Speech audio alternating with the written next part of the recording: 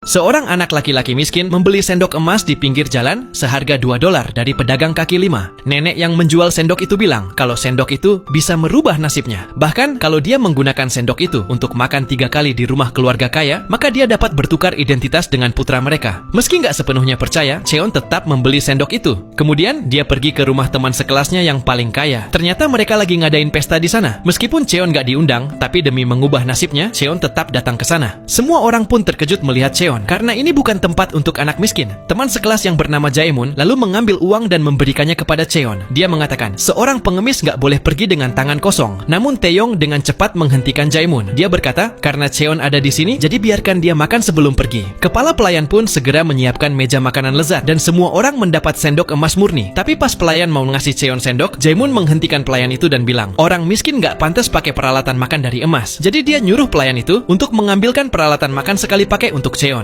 Tapi Cheon tidak marah dengan hinaan Jaemun karena ini justru memberinya kesempatan untuk menggunakan sendok emasnya. Cheon beralasan kalau sendok itu adalah warisan keluarganya, jadi dia selalu membawanya kemanapun. Kemudian semua orang mulai makan. Tetapi dia tidak menyadari bahwa sendok itu bersinar seperti emas. Pada saat yang sama, semua yang terjadi di sini terlihat oleh nenek itu dengan bola kristal ajaibnya. Dia tersenyum dan bergumam bahwa pertunjukan akan segera dimulai. Besoknya, Cheon makan lagi di rumah Taeyong. Cheon sengaja ngedeketin Taeyong, membantunya menulis laporan manajemen aset. Malam itu Taeyong menunjukkan laporan itu kepada ayahnya. Ayahnya sangat puas setelah membacanya dan mengatakan putranya telah banyak membaik. Malam berikutnya, si Cheon datang lagi ke rumah Taeyong sambil membawa berkas laporannya. Di sini Cheon bilang kalau dia lapar banget dan minta dibuatin mie instan. Taeyong pun langsung nyuruh pelayan menyiapkan banyak hidangan. Cheon mengeluarkan sendoknya lagi. Tapi tepat saat dia mau makan, ayah Taeyong datang. Dia terkejut melihat Cheon dan memberitahu Taeyong kalau berteman sama orang miskin itu cuman buang-buang waktu. Taeyong pun gak berani untuk tidak patuh, kemudian membantu mengemasi barang-barang Cheon dan menyuruhnya pergi. Tapi Cheon tetap gak nyerah. Tepat saat pelayan itu hendak membuang makanan itu, dia berlari kembali seperti serigala lapar. Dia memakan makanan itu dengan sendok emasnya. Tapi sebelum dia bisa menghabiskannya, ayah Taeyong datang lagi. Cheon sangat malu kemudian buru-buru pergi. Tapi dia lupa mengambil sendok emasnya. Ibu Taeyong lalu mengambil sendok itu dengan jijik dan memberikannya kepada Cheon sambil bilang untuk tidak datang ke sini lagi. Karena Taeyong gak pantas punya teman seorang pengemis seperti dia. Kemudian Cheon berbalik dan pergi. Namun apa yang mereka berdua tidak tahu adalah Cheon akan segera muncul di sana sebagai putra mereka.